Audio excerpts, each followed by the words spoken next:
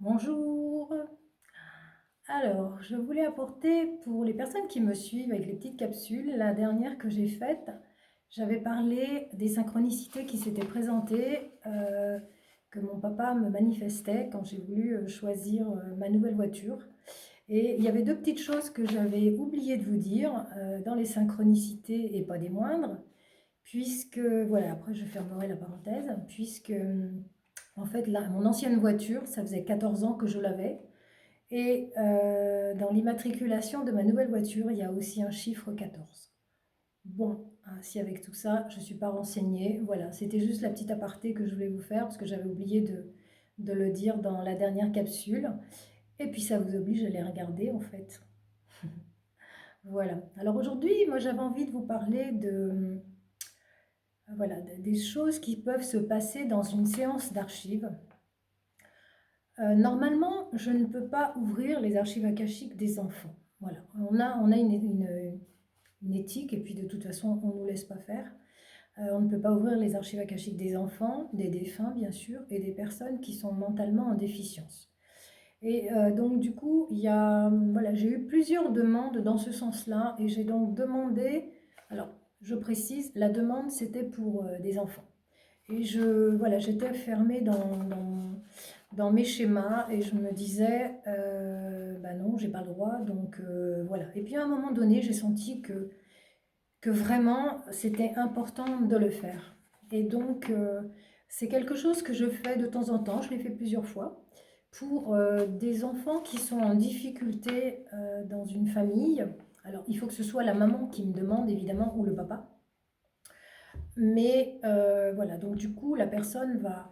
Je vais ouvrir les archives akashiques des deux. Donc j'ai besoin d'avoir la maman soit en présentiel, soit à distance, hein, sans problème. Et le petit garçon ou la petite fille avec une photo. Et donc du coup, je vais ouvrir les archives akashiques des deux. Et la maman va poser des questions, puisqu'on peut poser des questions dans une séance individuelle, on peut poser des questions sur d'autres personnes autres que nous. Et donc du coup, pour en revenir à ce type de séance, la maman va poser des questions pour comprendre comment elle peut aider son enfant, qu'est-ce qui fait qu'il est dans des situations parfois complexes. Et je me souviens d'une séance que j'avais eue.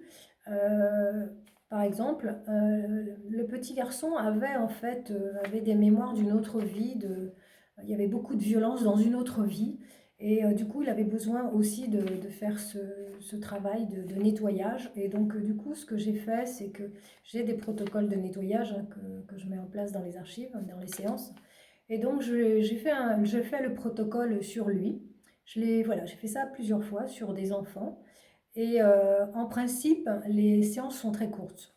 C'est-à-dire que je vais ouvrir les archives des deux et au bout d'une demi-heure, j'ai remarqué, on me dit, ça suffit, tu fermes. Donc du coup, je les ferme et je reste avec les archives de la maman ouvertes, ce qui permet voilà, de continuer la séance. Mais en tout cas, le petit bout, il y a des choses qui vont être évacuées et libérées. Alors je ne dis pas que c'est un remède miracle, hein, bien sûr, mais il y a des compréhensions qu'on peut avoir pour des situations compliquées avec des enfants à travers une séance d'archives avec un des deux parents.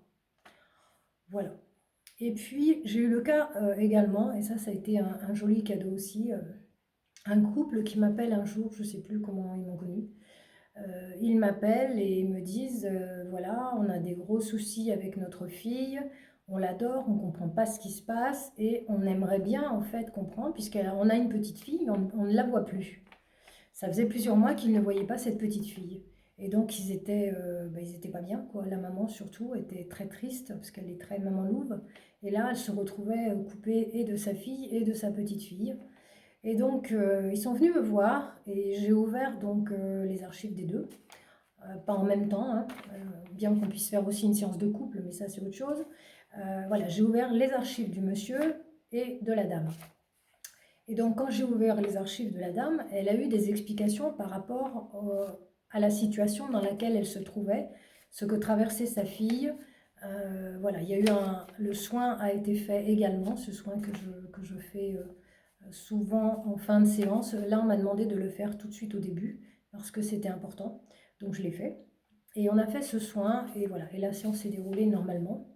Et le lendemain, donc ils sont rentrés puisqu'ils n'étaient pas sur place. Le lendemain, j'ai reçu un message, un courriel, où les personnes me disent qu'en fait, leur fille s'est remise, les a recontactés et a même envoyé des photos de la petite fille. Donc du coup, le contact est renoué.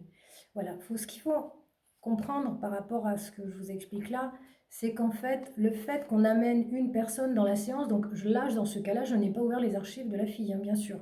Je suis passée à travers la maman, mais il y a une connexion qui se fait par rapport à d'autres personnes. Et donc, du coup, ça a dénoué ce nœud-là. Voilà, j'ai eu le cas plusieurs fois hein, où les personnes me disent, bah écoute, j'avais pas vu la personne depuis je ne sais combien de temps et je la croise à Nîmes, à Montpellier ou ailleurs. Voilà, donc il y a quand même des belles surprises. Voilà, ce contact-là, puisqu'on est tous reliés énergétiquement, hein, que ce soit familial ou amicalement, puisqu'il y a un lien qui se crée de ce lien d'amitié. Donc du coup, tout peut, voilà, tout a un sens et tout peut bouger à travers nous-mêmes. Voilà, c'était la petite capsule du jour. J'espère que ça vous plaira. Et je vous dis donc à très bientôt.